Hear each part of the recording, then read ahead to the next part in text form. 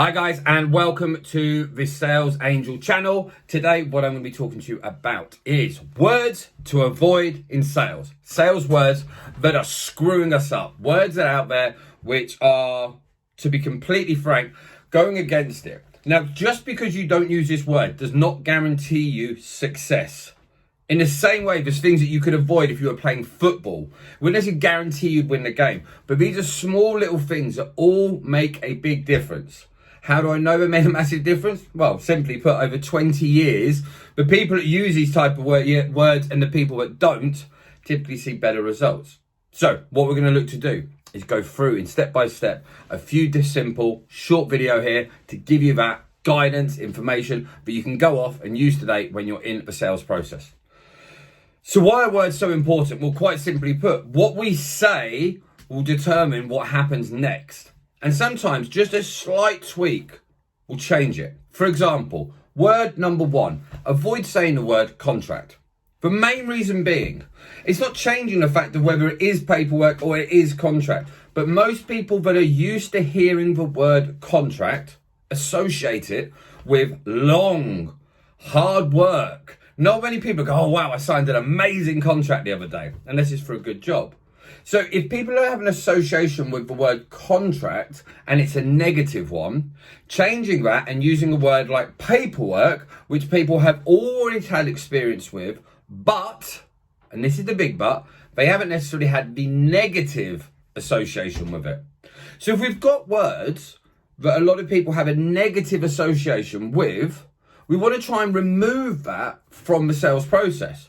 If it's a certain thing which most people don't like that word, then by taking that out of the conversation, it just gives you a lot better opportunity and gives you a better flow to the whole conversation. So avoid saying the word contract, but focus on paperwork or something similar which has got a better tone. Next up, stop telling people they're wrong. It's so easy, and I know what it's like. As a salesperson, when you're in a sale, you put a lot of work and effort in, and you can get frustrated. But that frustration comes out on the phone, face to face, and it can damage you massively in the work that you are doing. Now, while you're on the phone, on this video, make sure you go to @thesalesangel or thesalesangel.com to grab yourself some free training. And if you would like to, hit subscribe on here. Just help me out. Boost up the account, but also give you notification on more free training as and when it comes out. So, when you're saying to someone, and instead of you're hitting the wall, you're getting frustrated, or they've said something and you're just thinking in your head, because we don't do that out loud, and you're thinking you're wrong, you're wrong, you're wrong, this is awful, this person's got no clue. None of these things are going to help you. We only want to say something in a sale that is going to move you in a positive way towards a sale. If you're going to take yourself away from it, it's pointless. If you're going to say it just to get it out off your chest, that is pointless. So what we want to do is we want to rearrange what we are doing at this point. So if someone has said something, they've given you an objection or they've given you a hurdle, this is what I would say. John, listen, I hear you. A lot of people have said exactly the same. Can I offer you a different point of view on this? Because I think it will really help. Now, what this does, it shows the prospect, it shows John that you're listening. But what the real important thing is you're not necessarily agreeing with that person. You don't have to agree with them but you can acknowledge them. So acknowledge the person and what they have said. But what you're doing is by offering a different opinion, you're asking for permission to start with. Would you mind if I offer you a different opinion? Now, you're also saying at the end of this, I think it will benefit you. You can word that how you want. So listen, can I just give you a different opinion on this? I think it will really help. Now, most people out there, most people that are smart, and if they are serious and they're thinking about your idea or your plan, they're going to be happy to hear a different opinion. This also means then you're not butting heads. It means you're having a conversation. This conversation will help them understand from your point of view or from a different client's point of view. For example, if a client turns around to you and they say, oh, no, well, we need this in the next week and I've heard that your delivery times are terrible. Now, you might have had terrible delivery times in the past. You might not. You might have had a problem with a customer and this person knew that this person had a problem and they think that's the norm. By offering a different of opinion, go, actually, if I could offer you another opinion on this, I think it will really help. And then you can talk to them. Well, that's what happened was we had just changed over our systems. It was a bit of a teething problem, but now ABC, XYZ, and you go through it.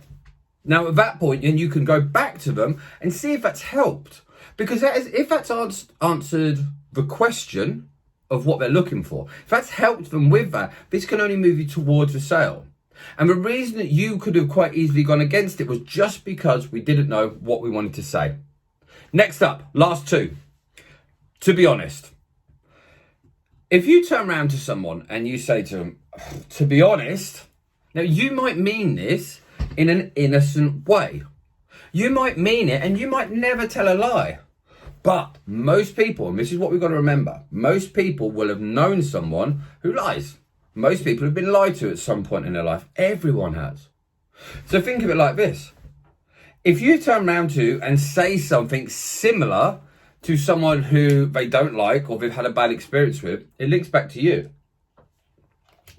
So for some people, it will be a warning sign that they should avoid that business.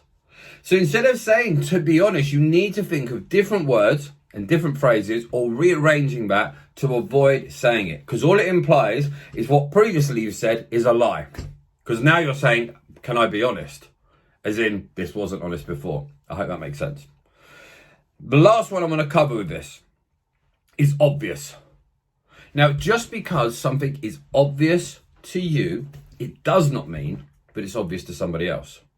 And if someone else doesn't know it and you say it's obvious, people can quite easily feel sensitive about that. They can feel offended by that. You're basically implying that they should have known. Now, if you're trying to sell to someone, to take someone and put them on the back foot, to be honest, doesn't work.